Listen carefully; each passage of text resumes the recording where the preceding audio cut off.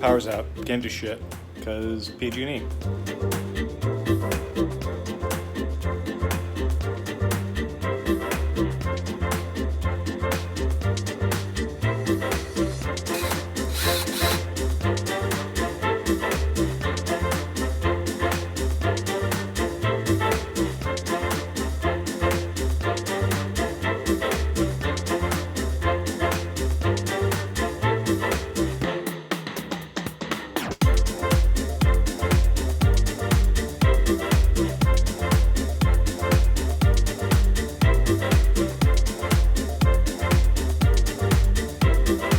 Managed to get the front driver's side put together, kinda. Brackets needed to be kind of massaged a little bit. A couple of the bolt holes needed to be drilled and reamed out. Powder coat was a little bit thick in them.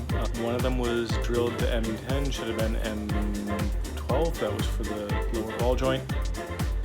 Yeah, kit car things.